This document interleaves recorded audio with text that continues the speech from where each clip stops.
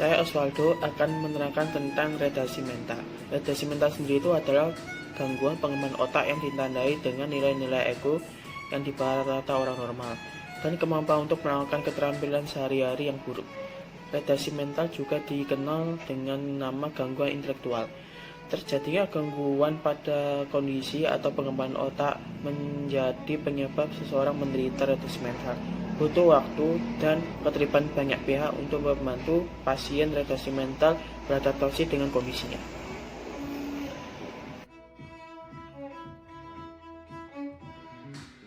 Saya akan menerangkan tentang penyebab retardasi mental.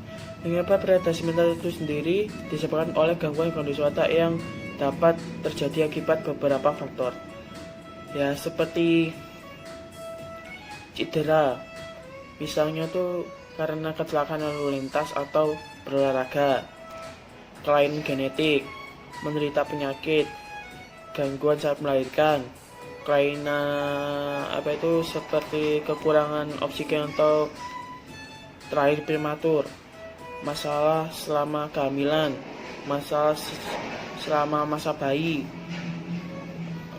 prematur, cedera atau penyakit lainnya.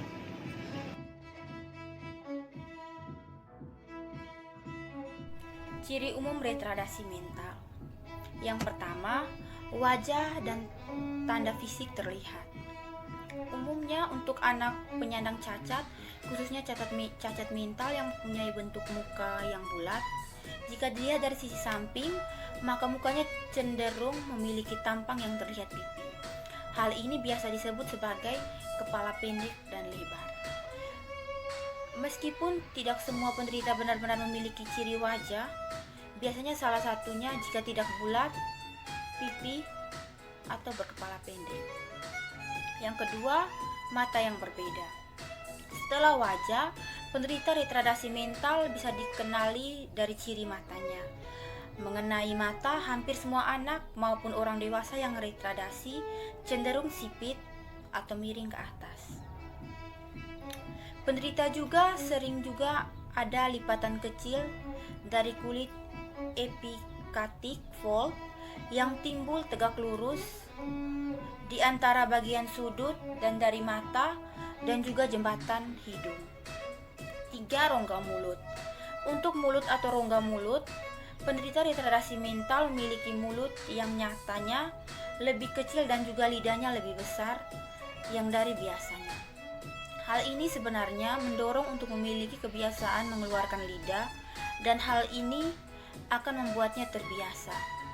Penyebab lemah mental pada anak dan Anda sebagai orang tuanya harus teliti. Yang keempat, anggota tubuh. Jika melihat anggota tubuh, penderita retardasi mental memiliki tangan yang lebar, sedangkan kaki cenderung pendek dan tebal, serta mempunyai sela yang lebar antara jempol kaki dan jari-jari di sebelahnya. Yang kelima, koordinasi anggota tubuh. Seringkali penderita retardasi mental mengalami masalah pada koordinasi. Untuk itu, mereka kurang stabil dan juga terkadang seringkali terlihat bisa bergerak dengan benar. Hal ini bisa terlihat pada anak yang ragu-ragu melangkah dan menggerakkan tangannya. 6. Gaya duduk. Khususnya gaya duduk umumnya memang tidak biasa dijadikan patokan. Selain ciri di atas, ada lagi ciri yang dikenali untuk mereka yang menderita retardasi mental, yaitu yang pertama, adanya keterlambatan dalam tahapan perkembangan baik dari anak-anak hingga ketika mereka dewasa. Yang kedua, adanya kesulitan dalam belajar dan kesulitan dalam bersosialisasi, khususnya melakukan pekerjaan umum dan lainnya. 3. Tidak mampu memahami atau melaksanakan instruksi yang diberikan oleh orang lain. 4. Adanya perilaku seksual yang tidak sesuai, khususnya ketika penderita masuk ke dalam usia remaja atau masa pubertas. 5. Adanya kesulitan dalam melakukan kegiatan sehari-hari orang dewasa sehingga harus dipandu bahkan harus dibantu. 6. Adanya kesulitan dalam adaptasi sosial orang dewasa. Terkadang retardasi mental bahkan hingga tidak bisa melakukan kegiatan dasar seperti makan, buang air, dan juga hal lain yang dianggap kegiatan dasar manusia.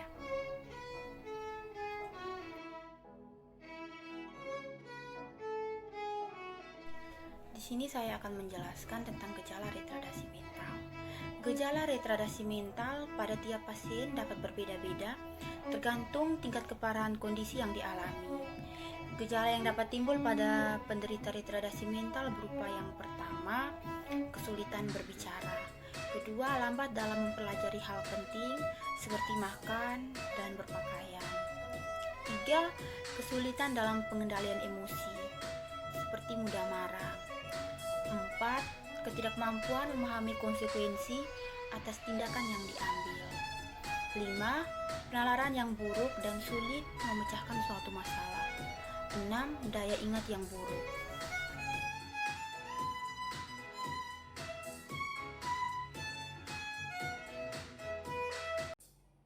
Baik, saya Debbie Indah Arstasari akan menjelaskan tentang diagnosis retardasi mental. Berdasarkan jurnal yang saya baca, yaitu jurnal yang dibuat oleh Titi Sunarwati Sulario pada tahun 2000, itu menjelaskan tentang diagnosis retardasi mental tidak hanya didasarkan atas tes intelijensi saja. Mengapa? Karena bisa saja kita lihat dari riwayat penyakitnya, laporan dari orang tua, laporan dari sekolah, pemeriksaan fisik, laboratorium, pemeriksaan penunjang. Yang perlu dinilai tidak hanya intelijensi saja, tapi juga adaptasi sosialnya. Dari anamnesis dapat diketahui beberapa faktor risiko terjadinya retardasi mental tersebut. Yang kedua, pemeriksaan fisik pada anak retardasi mental biasanya lebih sulit dibandingkan pada anak normal. Alasannya karena biasanya anak retardasi mental itu kurang kooperatif. Selain pemeriksaan fisik secara umum, yaitu adanya tanda-tanda struktur yang salah dari sindrom-sindrom tersebut, perlu dilakukan pemeriksaan neurologis serta penilaian tingkat perkembangan. Pada anak yang berusia di atas 3 tahun bisa kita melakukan tes intelijensi ya.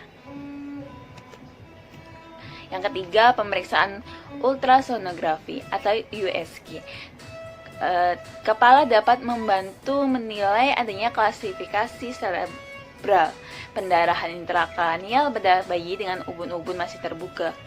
Pemeriksaan laboratorium dilakukan atas indikasi. Pemeriksaan vertiklorida dan asam amino urin dapat dilakukan sebagai screening PKU.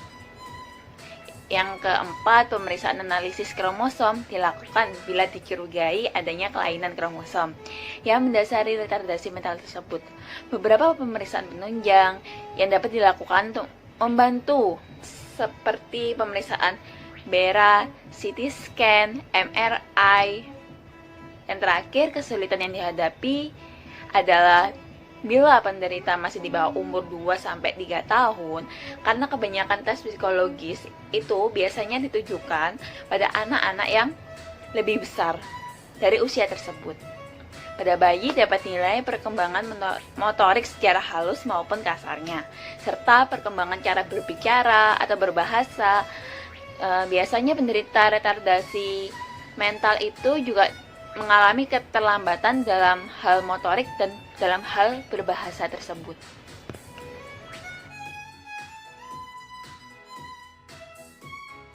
Untuk kriteria retardasi mental itu di buku saku atau buku pedoman kita itu kan ada DSM-5, ICD sama PBDKJ. Namun di sini saya akan menjelaskan tentang kriteria menurut DSM-5 ya. Jadi kekurangan dalam fungsi intelektual seperti penalaran, pemecahan masalah, perencanaan, pemikiran abstrak, penilaian, pembelajaran akademis, dan pembelajaran dari pengalaman dikonfirmasi oleh penilaian klinis dan pengujian kecerdasan menurut standar individual. Kemudian kekurangan dalam fungsi adaptif untuk mengakibatkan kegagalan dalam memenuhi semua semua standar perkembangan dan sosial budaya untuk kemandirian pribadi dan tanggung jawab sosial tanpa dukungan berkelanjut. Defisit adaptasi membatasi fungsi dalam satu atau lebih aktivitas dukungan berkelanjutan. Defisit adaptif membatasi fungsi dalam satu atau lebih aktivitas kehidupan sehari-hari seperti berkomunikasi, berpartisipasi dalam sosial, kehidupan mandiri di berbagai lingkungan seperti rumah, sekolah, tempat kerja, dan komunitas. Timbulnya defisit intelektual dan adaptif selama periode perkembangan itu dibedakan menjadi beberapa hal nih. Nomor 317 F70 itu menandakan ringan atau mild. Nomor 318.0 atau F71 itu menandakan sedang atau moderate. 318.1 F72 itu termasuk berat atau severe. Kemudian 318.2 atau F73 sangat berat atau profound. Kemudian 315.8 itu F88, penundaan perkembangan global atau global development delay. Nomor 319 atau F79 itu gangguan intelektual yang tidak ditentukan atau unspecific intellectual disability.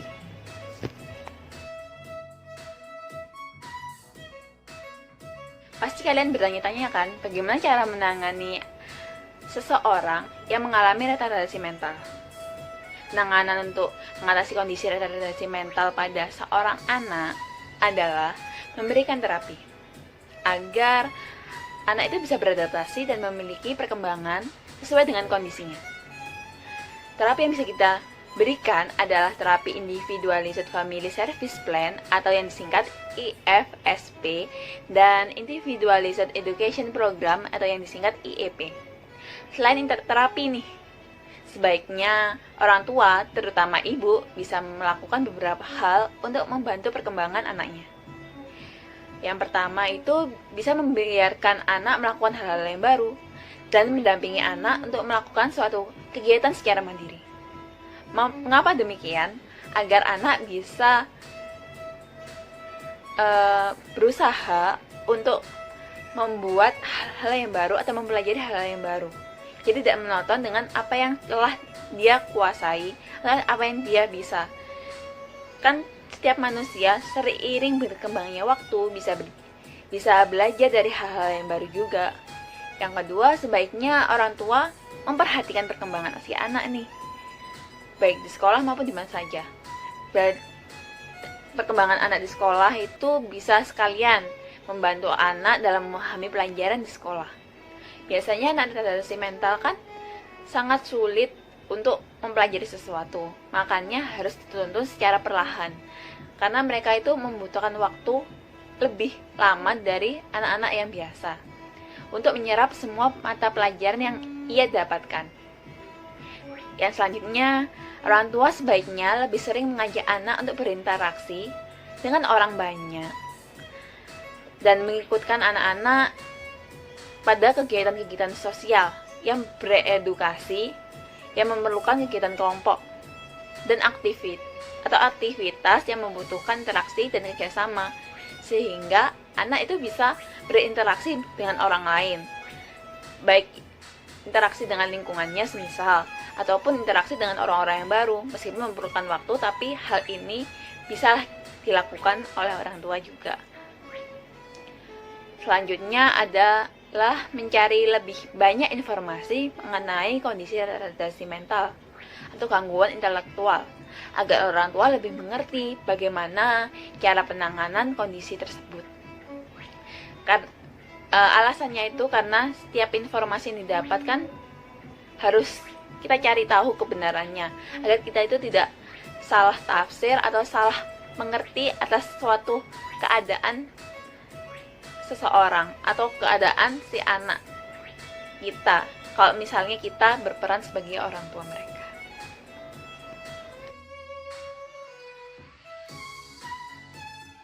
program-program yang bisa dilakukan meditasi mental, yaitu menggunakan teleksana medis.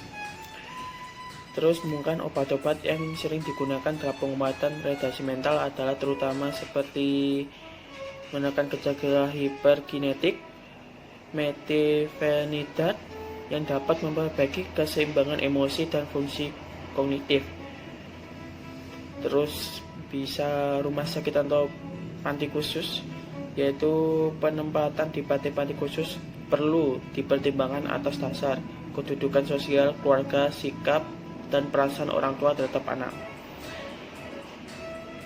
Terus bisa di psikoterapi yang dapat diberikan kepada anak retardasi mental maupun kepada orang tua anak tersebut. Dan konseling. Tujuan konseling dalam bidang retardasi mental yaitu menentukan ada atau tidaknya retardasi mental dalam derajat retardasi mentalnya, evaluasi mengenai sistem kekeluargaan dan pengaruh retardasi mental pada keluarga, seperti itu. Dan pendidikan yang penting di sini bukan hanya asal sekolah, namun bagaimana mendapatkan pendidikan cocok bagi anak yang berkeberagaman. Ya, dan yang terakhir pencegahan retardasi mental dapat primer atau sekunder. Sebab retardasi mental yang dapat dicegah antara lain infeksi, trauma, intoxikasi, komplikasi, kehamilan, gangguan metabolisme, dan kelainan genetik. Thank you.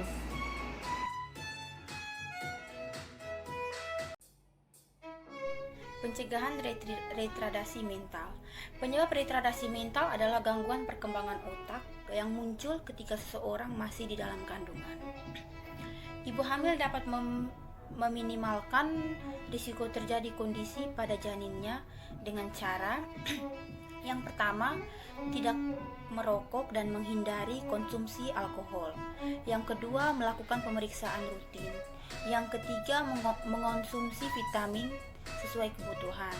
Yang keempat, menjalani vaksinasi. Untuk retardasi mental yang disebabkan cedera kepala akibat kecelakaan, dapat Anda cegah dengan menggunakan alat pelindung diri yang sesuai ketika melakukan aktivitas. Misalnya saat bekerja di lapangan, berolahraga atau berkendara.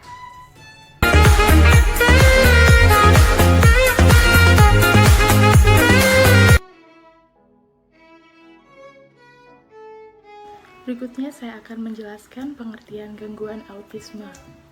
Secara definisi yang mudah dimengerti, autisme adalah suatu penyakit otak yang mengakibatkan hilangnya atau berkurangnya kemampuan seseorang untuk berkomunikasi, berhubungan dengan sesama, dan memberi tanggapan terhadap lingkungannya. Autisme berasal dari kata auto yang berarti sendiri, karena bila diperhatikan, maka ada kesan bahwa penyandang autisme seolah-olah hidup di dunianya sendiri. Secara umum, penyandang autisme dapat dikelompokkan menurut adanya gangguan perilaku, yaitu gangguan interaksi sosial, gangguan komunikasi, gangguan perilaku motorik, gangguan emosi, dan gangguan sensori.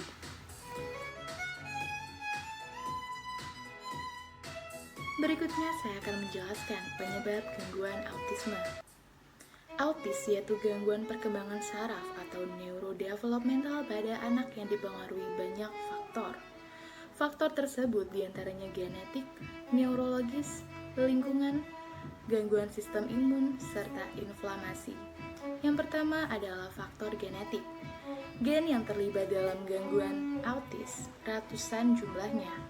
Gen tersebut menjadi penyebab autis karena mengalami mutasi. Bukti yang muncul sangat menunjukkan adanya basis genetik dalam gangguan autistik.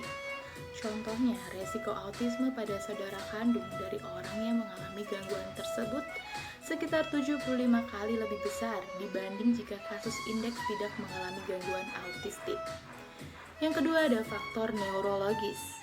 Berbagai studi EEG terdahulu terhadap anak-anak autistik mengindikasikan bahwa banyak di antaranya yang memiliki pola gelombang otak abnormal. Berbagai tipe uji neurologis lainnya juga mengungkap adanya tanda disfungsi otak pada banyak anak-anak autistik.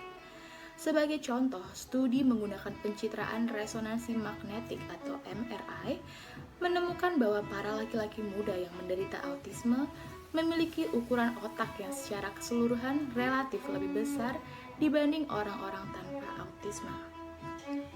Berikutnya ada faktor lingkungan.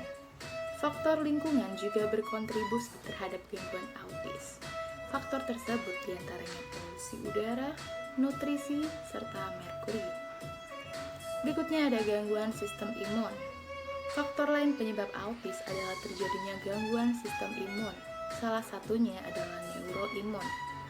Neuroimun yang tidak normal dapat mengaruhi kerja sistem saraf, sehingga memicu terjadinya neuroinflamasi yang merupakan salah satu faktor penyebab gangguan autis.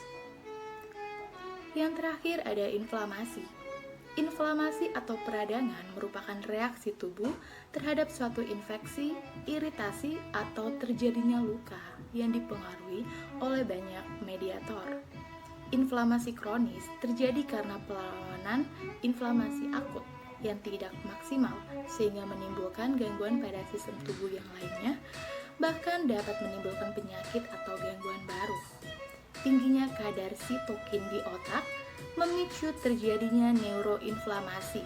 Neuroinflamasi yang kronis pada otak merupakan salah satu penyebab terjadinya gangguan autis, sehingga autis disebut dengan gangguan neurodevelopmental.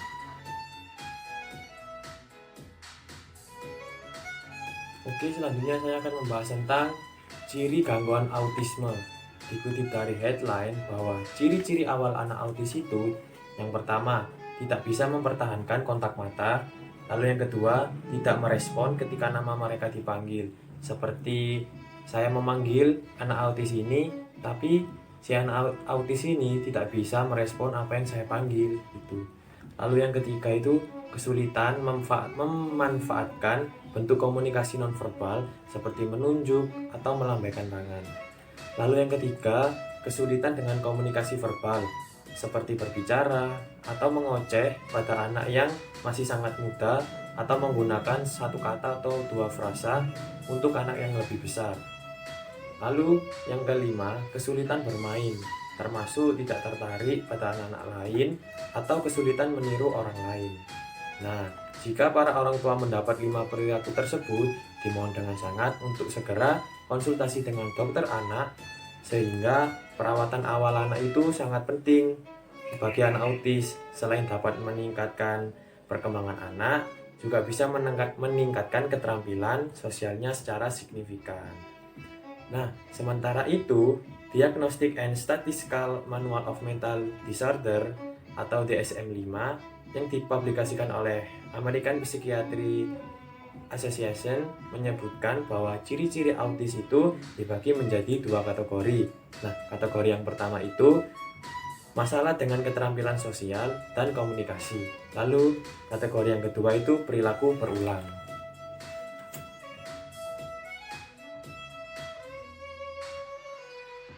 Oke, selanjutnya saya akan membahas tentang gejala gangguan autisme. Nah, pada usia berapa sih gejala gangguan autisme ini terjadi? Nah, gejala gangguan autisme yang terjadi itu saya sebutkan pada usia anak-anak. Ada berapa sih? Ada 5. Yang pertama di usia 6 bulan, 9 bulan, 12 bulan, 16 bulan, sampai 24 bulan. Nah, di usia 6 bulan ini, gejalanya itu yang pertama, jarang atau tidak memiliki ekspresi atau senyuman, ceria, atau tertarik pada orang lain. Lalu yang kedua, jarang atau tidak pernah melakukan kontak mata. Selanjutnya di usia 9 bulan, apa sih yang terjadi? Nah, di usia 9 bulan ini, jarang atau tidak pernah mengeluarkan suara interaksi. Lalu yang kedua, jarang atau tidak pernah tersenyum atau menunjukkan ekspresi raut wajah. Lalu beranjak ke usia 12 bulan, apa sih yang terjadi? Yang terjadi di usia 12 bulan ini itu yang pertama, jarang atau tidak pernah berceloteh. Lalu yang kedua, jarang atau tidak pernah melakukan gerakan tubuh seperti menunjuk, memberitahu, menggapai, atau melambaikan tangan. Lalu yang ketiga, jarang atau tidak pernah sama sekali merespon saat dipanggil namanya. Lalu di usia 16 bulan, apa sih yang terjadi? Nah, yang terjadi itu jarang atau tidak pernah berkata-kata. Jadi dia itu sangat minim sekali untuk berkata-kata.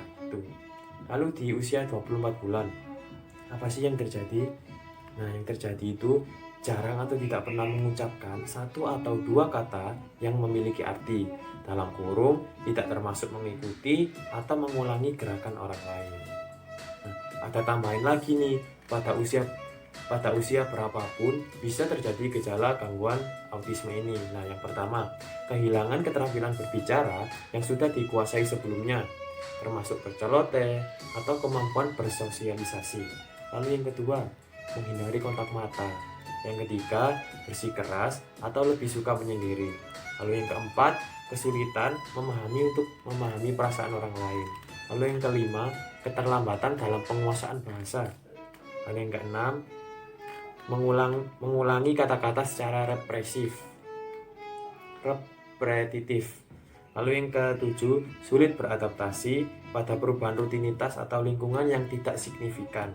Yang kedelapan, minat yang terbatas atau tidak tertarik pada hobi tertentu. Yang kesembilan, perilaku repetitif atau dalam kurung itu seperti mengepakkan tangan, mengayun, memutar badan, dan yang lain-lain. Lalu yang ke-10 itu memiliki respon intens atau tidak lazim terhadap suara, rasa, bau, dan tekstur ataupun sinar ataupun warna lainnya.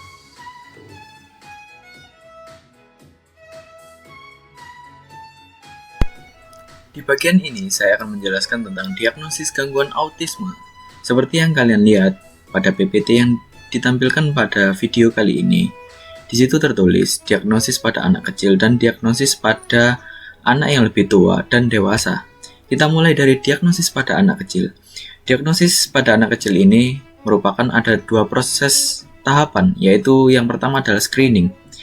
Setiap anak harus menerima pemeriksaan anak yang sehat dengan dokter anak atau penyedia perawatan kesehatan anak usia dini.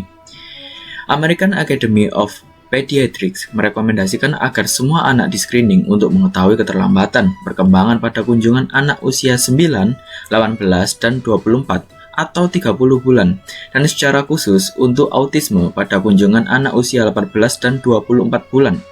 Pemeriksaan tambahan mungkin diperlukan jika seorang anak beresiko tinggi untuk ASD atau masalah perkembangan. Anak-anak beresiko tinggi termasuk mereka yang memiliki anggota keluarga dengan ASD, memiliki beberapa perilaku ASD, memiliki orang tua yang lebih tua, memiliki kondisi genetik tertentu, atau yang lahir dengan berat badan lahir sangat rendah atau biasa disebut prematur. Pengalaman dan perhatian orang tua sangatlah penting dalam proses penyaringan untuk anak kecil. Kadang-kadang dokter akan mengajukan pertanyaan kepada orang tua tentang perilaku anak mereka dan menggabungkan jawaban tersebut dengan informasi dari alat screening ASD dan dengan pengamatannya terhadap anak tersebut. Anak-anak yang menunjukkan perbedaan perkembangan selama proses penyaringan ini akan dirujuk untuk evaluasi tahap kedua. Evaluasi kedua ini dilakukan dengan tim dokter dan profesional kesehatan lain yang berpengalaman dalam mendiagnosis ASD.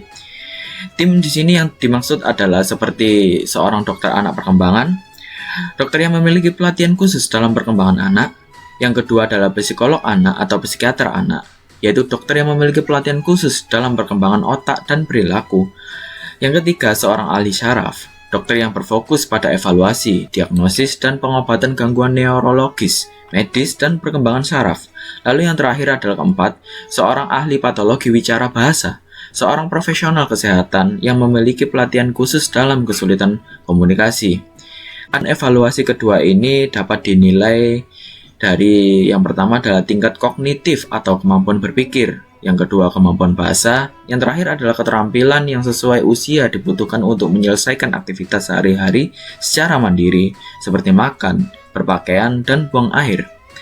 Karena ASD adalah gangguan kompleks yang kadang-kadang terjadi bersamaan dengan penyakit lain atau gangguan belajar, evaluasi komprehensif mungkin termasuk tes darah dan tes pendengaran, Hasil evaluasi ini akan menghasilkan diagnosis formal dan rekomendasi pengobatan. Lalu yang kedua adalah diagnosis pada anak yang lebih tua dan remaja. Gejala ASD pada anak yang lebih tua dan remaja yang bersekolah seringkali pertama kali dikenali oleh orang tua dan guru, dan kemudian dievaluasi oleh tim pendidikan khusus sekolah. Tim sekolah dapat melakukan evaluasi awal dan kemudian merekomendasikan anak-anak ini untuk mengunjungi dokter perawatan kesehatan primer mereka atau dokter spesialis ASD untuk pengujian tambahan. Orang tua dapat berbicara dengan dokter tentang kesulitan sosial anak mereka, termasuk masalah dengan komunikasi halus.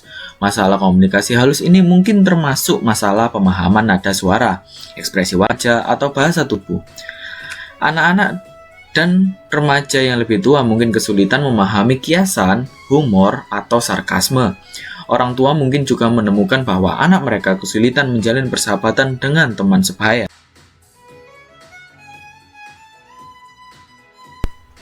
Di bagian ini pula saya akan menjelaskan tentang kriteria gangguan autisme yang saya cari dalam buku DSM-5 tentang gangguan spektrum autisme. Di situ gangguan spektrum autisme ditulis dalam kode 299,00 dalam kurung F84.0 tentang gangguan spektrum autisme. Yang di situ saya translate, dan jika kalian cari mungkin bisa ditranslate dalam bahasa Indonesia. Di situ tertulis tentang menentukan jika terkait dengan kondisi medis atau genetik atau faktor lingkungan yang diketahui, terkait dengan gangguan perkembangan saraf, mental, atau perilaku lainnya. Lalu yang berikutnya adalah menentukan tingkat keparahan saat ini untuk kriteria A dan kriteria B. Membutuhkan dukungan yang sangat substansial, membutuhkan dukungan substansial, dan membutuhkan dukungan. Lalu yang terakhir di situ tertulis menentukan jika dengan atau tanpa gangguan intelektual, dengan atau tanpa gangguan bahasa yang menyertai dengan katatonia, dengan menggunakan kode tambahan 293.89 dalam kurung F06.1 yang dalam kode ini berkaitan dengan skizofrenia. Nah, autisme sendiri biasanya dikaitkan dengan gangguan skizofrenia karena ditemukannya adanya kemiripan pada otak penderita skizofrenia dan autisme. Hubungan antara skizofrenia dan autisme sampai saat ini belum jelas, tetapi ada beberapa penelitian yang mengungkapkan bahwa orang tua dengan riwayat skizofrenia umumnya memiliki resiko 2-3 kali lebih besar dibanding orang tua lainnya untuk memiliki anak dengan penyakit autisme.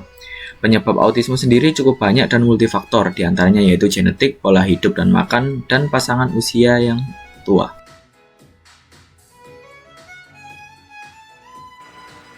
Berikutnya adalah penanganan gangguan autisme.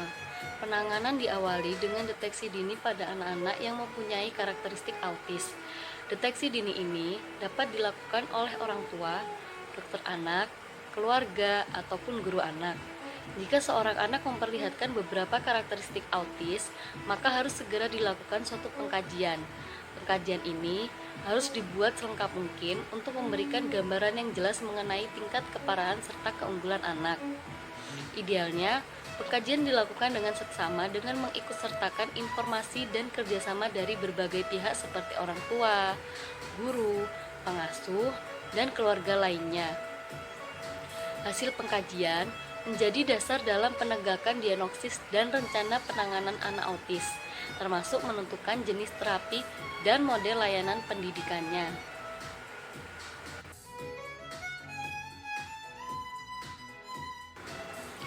Selanjutnya ada program yang bisa dilakukan gangguan autisme. Anak autis perlu mendapatkan terapi dalam rangka membangun kondisi yang lebih baik. Melalui terapi secara rutin dan terpadu, diharapkan apa yang menjadi kekurangan anak secara bertahap akan dapat terpenuhi.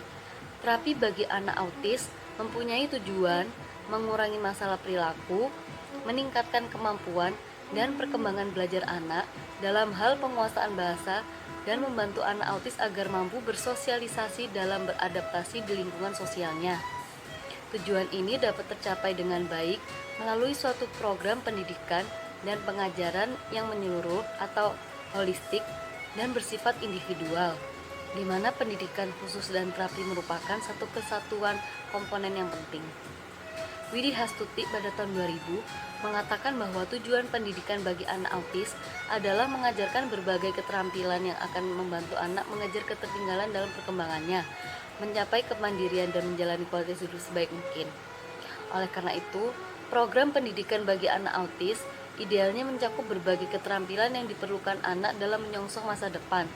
Sedangkan terapi akan membantu menyembuhkan anak autis dengan cara menekan gejala-gejala yang dialami menjadi tidak kentara lagi, sehingga anak mampu hidup dan berbaur secara normal dalam masyarakat.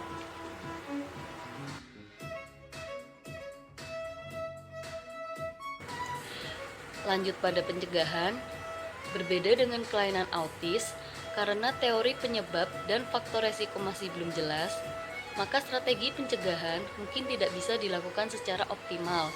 Dalam kondisi seperti ini, upaya pencegahan tampaknya hanya bertujuan agar gangguan perilaku yang terjadi tidak semakin parah, bukan untuk mencegah terjadinya autis. Upaya pencegahan tersebut yaitu berdasarkan teori penyebab ataupun penelitian faktor resiko autis. Pencegahan ini dapat dilakukan sedini mungkin sejak perencanaan kehamilan, saat kehamilan, persalinan, dan periode usia anak. Yang pertama ada pencegahan sejak kehamilan. Untuk mencegah gangguan perkembangan sejak kehamilan, kita harus melihat dan mengamati penyebab juga faktor resiko terjadinya gangguan perkembangan sejak dalam kehamilan.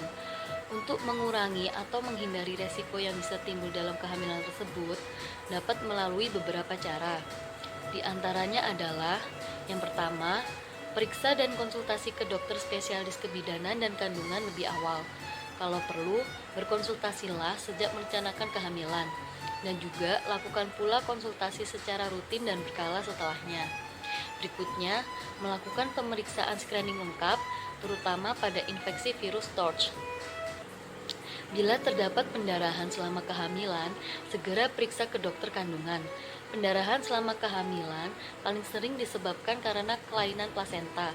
Kondisi tersebut mengakibatkan gangguan transportasi oksigen dan nutrisi ke bayi yang mengakibatkan gangguan pada otak janin.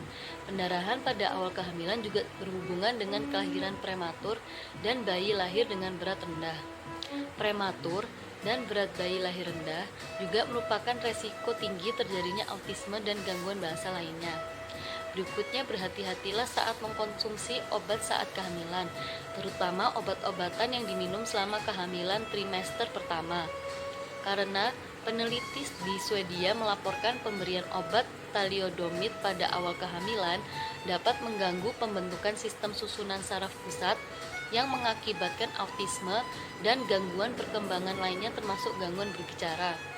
Lalu, konsumsilah makanan yang bergizi baik dan dalam jumlah yang cukup, sekaligus konsumsi vitamin dan mineral tertentu sesuai anjuran dokter secara teratur.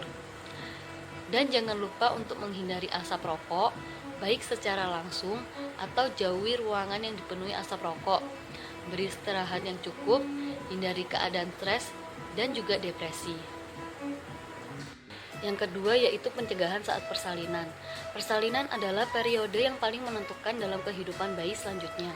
Beberapa komplikasi yang timbul selama periode ini sangat menentukan kondisi bayi yang akan dilahirkan. Bila terjadi gangguan dalam persalinan, maka yang paling berbahaya adalah hambatan aliran darah dan oksigen ke seluruh organ tubuh bayi termasuk otak. Organ otak adalah organ yang paling sensitif dan peka terhadap gangguan ini. Kalau otak terganggu, maka sangat mempengaruhi kualitas hidup anak baik dalam perkembangan dan perilaku anak nantinya. Yang terakhir, yaitu pencegahan sejak usia bayi. Setelah memasuki usia bayi, terdapat beberapa faktor resiko yang harus diwaspadai dan dilakukan upaya pencegahannya. Bila perlu, dilakukan terapi dan intervensi secara dini bila sudah mulai dicurigai terdapat gejala atau tanda gangguan perkembangan. Adapun beberapa tindakan pencegahan yang dapat dilakukan, seperti salah satunya mengamati gangguan saluran cerna pada bayi sejak ia lahir. Gangguan tersebut meliputi sering muntah, tidak buang air besar setiap hari, buang air besar sering di atas usia 2 minggu lebih, babnya 3 kali per hari, buang air besar sulit atau mengejan, sering kembung, rewel malam hari, cegukan berlebihan, dan sering buang angin.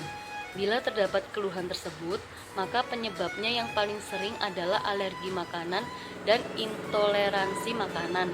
Jalan terbaik mengatasi gangguan tersebut bukan dengan obat, tapi dengan mencari dan menghindari makanan penyebab keluhan tersebut. Gangguan saluran cerna yang berkepanjangan akan dapat mengganggu fungsi otak yang akhirnya mempengaruhi perkembangan dan perilaku anak.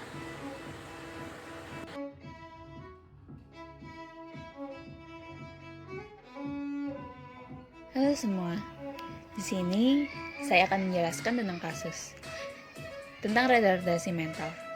Sebenarnya kami menemukan 2 kasus retardasi mental di YouTube. Namun kisah yang pertama tentang kisah Yayang Haryanto itu tidak lengkap, maka kami menggunakan kisah perjuangan penyintas retardasi mental yang beradaptasi dengan kehidupan normal baru. Masa pandemi seperti saat ini merupakan suatu fase kehidupan yang sulit bagi kita semua. Hampir semuanya terdampak dari virus COVID-19 ini. Layaknya bencana, kita tidak bisa menahan semua ini. Jika Tuhan telah berkehendak, maka sesuatu pasti terjadi. Namun, kita sebagai manusia hanya bisa berbuat, sebab nasib bukanlah kita yang menentukan. Namanya Oka. Ya, panggilannya Oka. Ia berumur 16 tahun, seperti layaknya anak-anak pada umumnya, wajahnya itu selalu ceria, seperti tidak mempunyai beban kehidupan. Ia berperawakan tubuh yang kurus dengan tinggi 160 cm. Oka adalah anak yang hidup sebatang kara saat ini. Ia harus berjuang mencari uangnya sendiri sebagai tukang parkir di kawasan Kelapa II, Depok. Kondisinya seperti orang dengan penyakit retardasi mental yang tak membuat dia mengeluh dan berputus asa, serta menyerah dengan kehidupan. Ia malah sebaliknya, selalu berusaha dan menerima keadaannya. Ia juga bisa menghitung nominal mata uang yang ia terima dari pekerjaannya tersebut. Kisahnya itu Okta berasal dari keluarga yang broken home. Pada usia yang cukup belia waktu itu, pada usia 6 tahun, bapaknya meninggalkan ia dan tidak ada yang tahu di mana rimbanya. Sementara sang ibu pergi merantau ke Arab Saudi sebagai tenaga kerja wanita sejak 2009.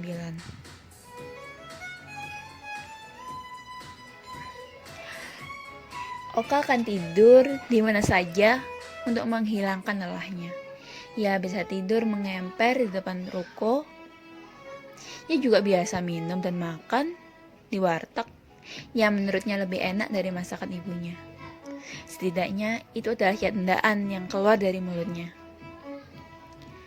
Terkait keadaan pandemi saat ini, pendapatannya selalu menurun setiap harinya. Biasanya 20.000 saja per hari.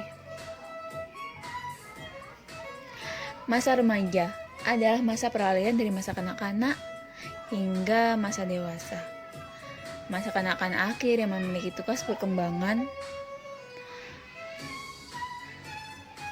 Untuk mencapai tugas perkembangan itu membutuhkan dukungan dan bimbingan orang tua maupun lingkungan secara baik dan tepat. Namun hal ini tidak didapatkan Oka.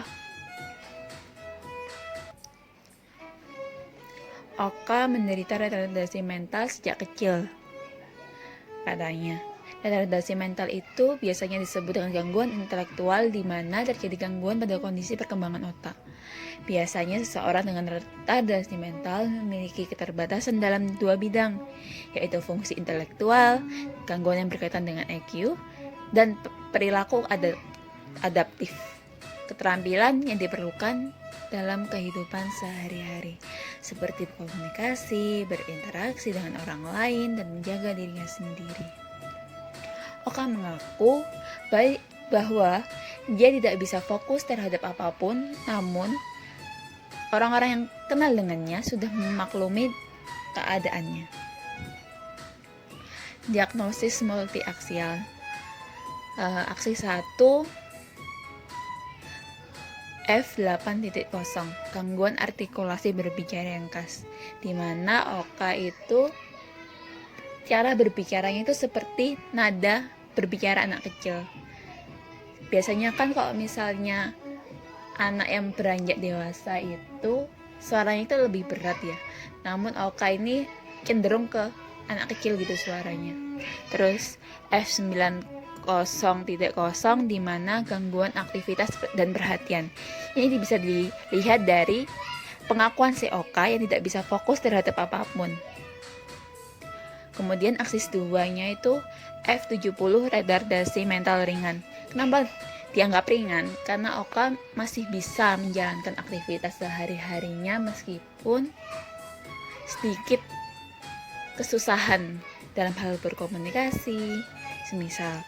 Terus aksis 3-nya itu tidak ada sebab tidak tercantumkan kondisi pemeriksaan dari dokter.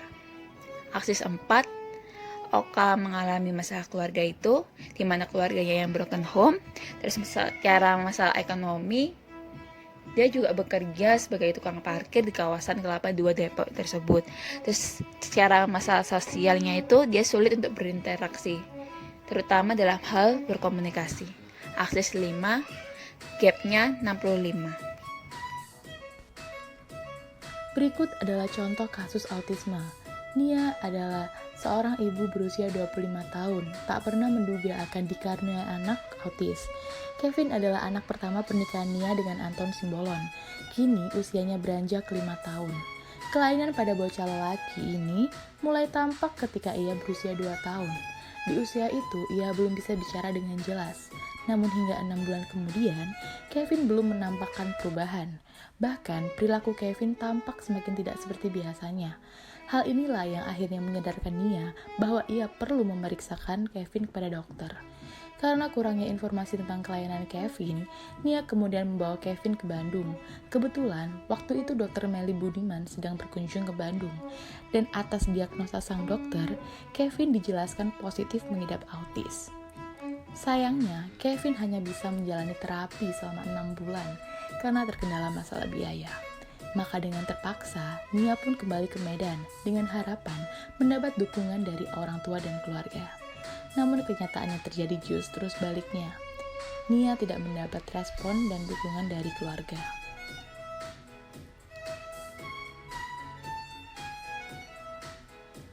Berikut adalah diagnosis multiaksialnya. Aksis pertama yaitu Autism Spectrum Syndrome, di mana Kevin mengidap autisme yang sudah didiagnosa oleh dokter. Berikutnya aksis 2, tidak ada diagnosis. Aksis 3 pun juga tidak ada diagnosis. Aksis 4 yaitu tidak mendapat support dari keluarga, ditunjukkan ketika Nia memutuskan untuk kembali ke Medan dan ia berharap mendapat dukungan dari orang tua dan keluarganya, namun kenyataan yang terjadi justru sebaliknya.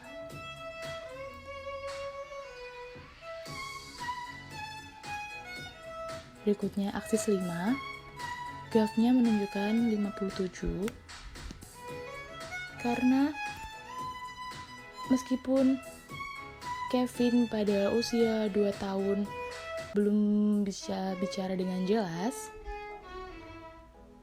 namun ia masih bisa beraktivitas seperti orang normal biasanya. Jadi dapat dikatakan grafnya 57 karena gejalanya sedang dan disabilitasnya sedang pula.